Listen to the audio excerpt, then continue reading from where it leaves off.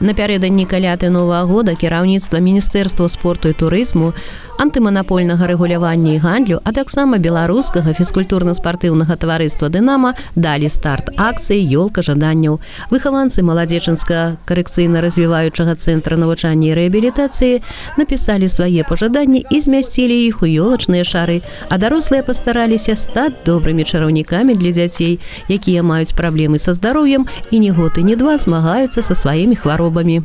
Хотели от нашего спортивного общества их как-то поддержать, доставить им радость, доставить им чуточку такого счастья, которое перед Новым годом и перед Рождеством Христовым каждый, наверное, человек, тем более ребенок, ждет вот и в канун этого Нового года, и в канун этого светлого нашего праздника. Кроме этих подарков, которые дети пожелали, мы еще привезли, конечно, немножко больше. То, что хоть и имеют проблемы со здоровьем детки, но в любом случае они должны дружить со спортом, двигаться, поэтому мы привезли такие спортивные мячики.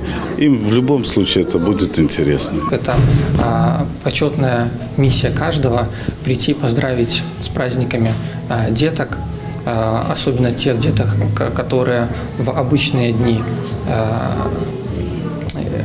лишены определенных радостей, когда у них есть какая-то своя жизненная ситуация. Им нужно праздники сделать приятное и радостное. Поэтому всегда на такие мероприятия приходишь с чистой душой, с радостью, для того, чтобы деткам сделать приятно, для того, чтобы они почувствовали заботу, не только тех людей, которые каждый день их окружают, но и в целом заботу государства о них. И этот лучик радости присутствовал с ними каждый год. Дзеці і выхавацелі з цэнтра падрыхтавалі для гасцей цікавае казачнае прадстаўленне па матывах мультфільма «Маша і мядзведь». Госці дапамагалі Дзеду Марозу вярнуць падарункі ад шэрых разбойнікаў-ваўкоў.